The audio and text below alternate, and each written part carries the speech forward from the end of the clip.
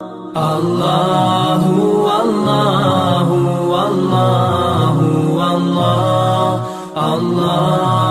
اللہ اللہ اللہ اللہ۔ مضمون بیان کیا گیا ہے المہاجر من ہجر ما نہی اللہ عنہ، کہ مہاجر وہ ہے کہ جو اللہ کے منع کردہ چیزوں سے رک جائے۔ ہجرت کے ایک معنی آتے ہیں چھوڑنے کے، تو ایک ہجرت تو مشہور ہے کہ نقل مقام، ایک مقام سے دوسرے مقام کو چلا جانا، اپنے ایمان کی حفاظت کے لیے، اپنی جان کی حفاظت کے لیے۔ آپ یہاں پر محفوظ نہیں ہے آپ کا ایمان، تو پھر دوسرے مقام پر چلے جانا، نقل مقام، یہ ہجرت کے معنی مشہور ہے۔ اور اس کے علاوہ دوسری ہجرت ہے جو اب بھی کی جا سکتی ہے۔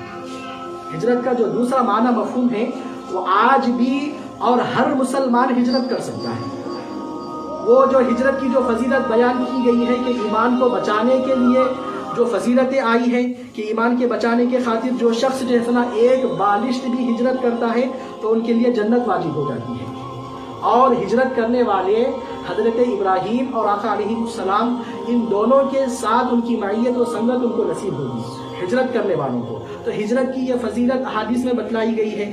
تو اب یہ ہجرت فی زمانہ فرض نہیں رہی، ہجرت کا وہ جو حکم تھا فی زمانہ باقی نہیں رہا۔ اگر کوئی شخص کرنا چاہتا ہے تو کرے، مستحب ہے۔ لیکن ایک ہجرت ہے جو تا قیامت باقی رہنے والی ہے، اور اس ہجرت کو آپ گھر بیٹھے ہی آپ کر سکتے ہیں۔ وہ ہجرت کیا ہے؟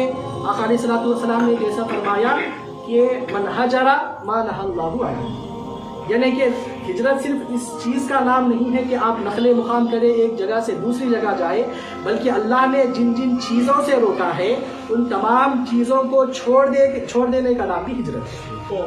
اللہ نے گناہوں سے روکا، معصیت سے روکا، تو معصیت سے نکل کر طاعت کی طرف آنا یہ بھی ہجرت ہے۔ ظلم سے نکل کر انصاف کی طرف آنا یہ بھی ہجرت ہے۔ نفرت سے نکل کر محبت کی طرف آنا یہ بھی ہجرت ہے۔ اور کیا کر رہے ہیں آپ؟ دہشت گردی، بے خوفی پھیلا رہے ہیں، اس سے نکل کر امن کی طرف آنا یہ بھی ہجرت ہے۔ تو عزیزان محترم، ہجرت صرف نقل مقام کا نام نہیں ہے، بلکہ کیا ہے، مخلوق اور جیسا لوگوں پر ظلم کرنے سے اور اللہ کی معصیت کو چھوڑ کر اللہ کی اطاعت و فرما برداری کی طرف آنا یہ بھی ہجرت ہے۔ اور جو فضیلت نقل مقام کرنے والے مہاجرین کو حاصل ہوگی، وہی فضیلت اس طریقے کی ہجرت کرنے والوں کو بھی نصیب ہوگی۔ تو یہ دو مضامین اس حدیث شریف میں بیان کیے گئے، اور آخر میں اس حدیث پاک میں اسی اوپر والے مضمون کو اور دوسرے جیسا الفاظ میں بیان کیا گیا، جو مسلم کی روایت ہے کہ آقا علیہ الصلوۃ والسلام سے ایک آدمی نے پوچھا کہ ای المسلمین خیر، کہ مسلمانوں میں سب سے بہتر کون ہے؟ مسلمانوں میں سب سے بہتر کون ہے؟